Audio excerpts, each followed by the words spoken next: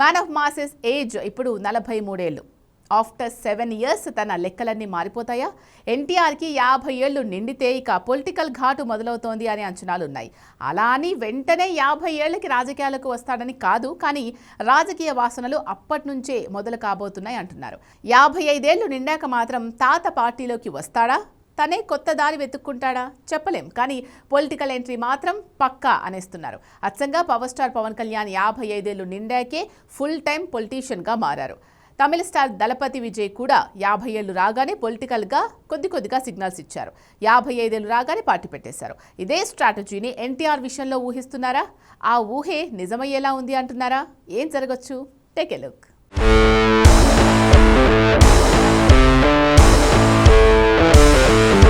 Man of masses NTR ఎంత మంచి performer అయినా పాలిటిక్స్ లో ఇప్పుడు అప్పట్లో ఇంట్రెస్ట్ లేదన్నా తన సినిమాలని రాజకీయాలకు దూరంగా ఉంచడం కష్టం.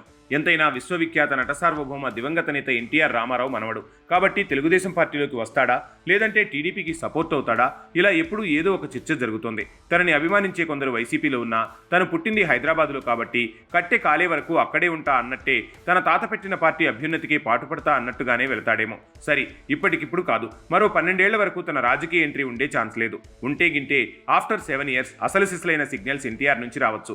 దీని వెనక ఓ లాజిక్ ఉంది. కనీసం 50 ఏళ్లు నిండే వరకు పవర్ స్టార్ పవన్ కళ్యాణ్ నుంచి మెగాస్టార్ చిరంజీవి వరకు ఎవరూ పొలిటికల్ సిగ్నల్స్ ఇవ్వలేదు. అంటే వాళ్ళు నటించే సినిమాలో డైలాగ్స్ వెనక పొలిటికల్ ఇంట్రెస్ట్ ఉండటం లాంటివి అప్పట్లో రజనీకాంత్ బాబా టైంలో చేశారు. కమల్ మూవీల్లో అలాంటి మాటలు వాడారు.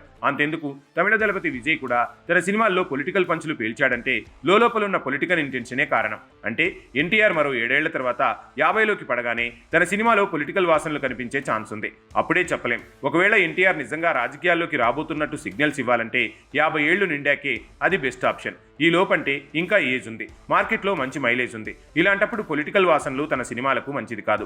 ఎప్పుడైతే 55 ఏళ్ల వయసులో పొలిటికల్ ఎంట్రీ ఇవ్వాలని తమిళ స్టార్ విజయ్ అనుకుని 50 ఏళ్ల వయసు రాగానే పొలిటికల్ సిగ్నల్స్ ఇస్తూ 55 ఏళ్ల వయసు రాగానే పార్టీ పెట్టాడో ఇదే స్టైల్ ఎన్టీఆర్కి కూడా వర్తించే ఛాన్స్ ఉంది. కాకపోతే ఇవన్నీ స్పెక్యులేషన్సే. అలా అని పొలిటికల్ ఎంట్రీ ఇవ్వకుండా ఉండే అవకాశం ఎన్టీఆర్ తలరాతలోనే లేదంటారు.